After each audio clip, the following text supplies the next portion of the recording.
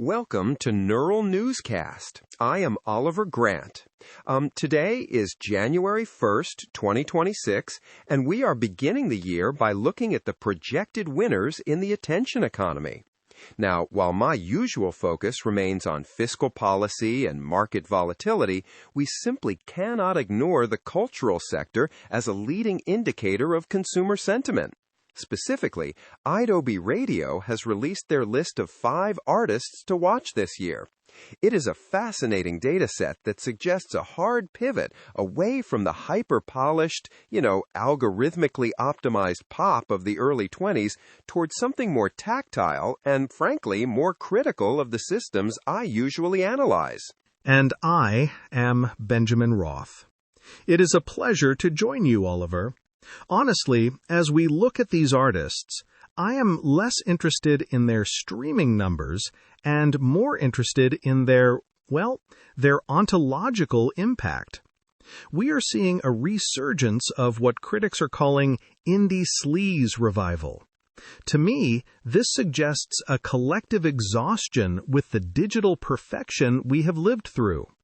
When we look at a group like Dogpark, for instance, we are seeing a conscious choice to embrace the fuzzy, the grit, and the unrefined. It is a philosophical rejection of the curated self, opting instead for a raw confrontation with reality. Yeah, Dogpark is an excellent starting point for a fiscal discussion as well. I mean, this East Coast quartet is not just making music, they are voicing a specific grievance against corporate structures and failing systems.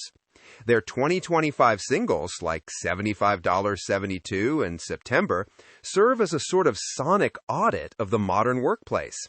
From an economic standpoint, their rise indicates a growing demographic of listeners who view the traditional corporate ladder not as a path to success, but as a system of diminishing returns.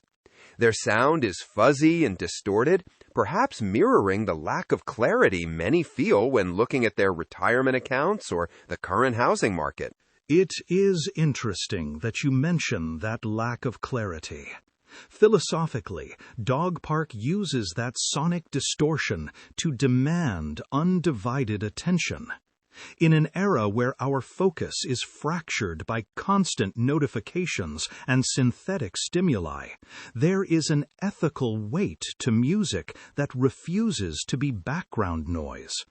They are using their sonics to anchor the listener in the present moment, however flawed that moment might be. It is a soundtrack for a world that has stopped pretending everything is fine, which is a very honest place to start 2026. Moving from the grid of the East Coast to the Midwest, we find Pretoria. Now, this is a different market segment entirely.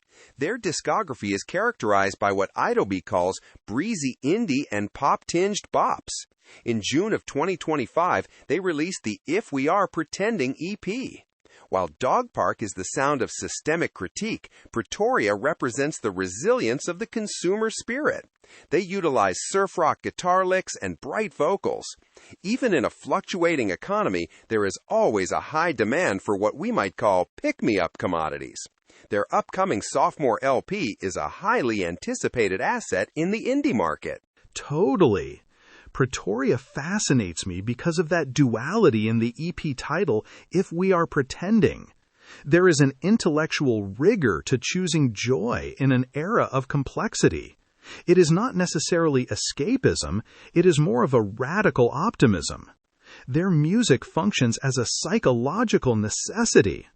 In the Midwest DIY scene, there is a community ethics at play that contrasts sharply with the isolated consumption of digital content. They are creating a shared space of lightness, which I think is a vital counterweight to the heavier themes we often discuss on this program. Grounded and practical, focusing on the industry mechanics. Speaking of shared spaces, let us discuss Chokecherry. This duo, Izzy Clark and Scarlett Levinson, released their debut LP, Ripe Fruit Rots and Falls, through Fearless Records late last year. From a business perspective, the signing to Fearless is a significant move. It places them within a robust distribution network while allowing them to maintain an indie shoegaze identity. Their sound is described as ethereal, which often performs well in the current atmospheric streaming market. It is music that scales well across various listening environments, from personal cafes to commute playlists. The cultural branding of chokecherry is what captures my attention. The idea of the main character mantra or the hot girl walk is a fascinating development in personal identity. We are seeing music used as a tool for self-actualization. By listening to these ethereal shoegaze tunes, the individual is effectively scoring their own life. While some might call it solipsistic, I see it as a reclamation of the self in a world where we are often reduced to data points. It is a way of asserting that your own experience, your own walk to the cafe, has an aesthetic and moral value. I suppose that personal branding leads us to Mode. They are a brand new trio, and their approach is quite pragmatic. They combine early 2000s pop rock vibes with modern, earnest complaints. Their track Peach Ring Gummy is a standout example of how to market nostalgia while remaining relevant to contemporary issues. They are in the early stages of their growth cycle, still finding their footing, but their ability to blend humor with grit makes them a highly adaptable brand in the 2026 music scene. Right, and the humor in Mode is essential. There is an ethical maturity in being able to complain earnestly while maintaining a sense of play. It avoids the trap of nihilism. If you can find the humor in your grievances, you are still engaged with the world. You are not just shouting into the void. You are inviting others to laugh at the void with you. That kind of effortless, humorous lyricism is a rare commodity. It suggests that while 2026 may have its share of failings and flaws, our ability to articulate them with wit remains a powerful human asset. As we look at the year ahead, it is clear that the indie sector is becoming a more significant player in the broader economic landscape. These 5 artists, from Dogpark to Mode, represent a diversified portfolio of sounds and messages. They reflect a consumer base that is increasingly skeptical of corporate polish and more invested in authentic, even if messy, expressions of reality. We will be monitoring how these artists impact the industry as the year progresses. And we will continue to ask what these sounds tell us about who we are becoming. Music is never just entertainment. It is the heartbeat of our collective philosophy. Thank you for joining us for this special cultural analysis. We will return to our standard tech and ethics reporting in the next session. This has been Neural Newscast. Neural Newscast is AI-assisted, human-reviewed.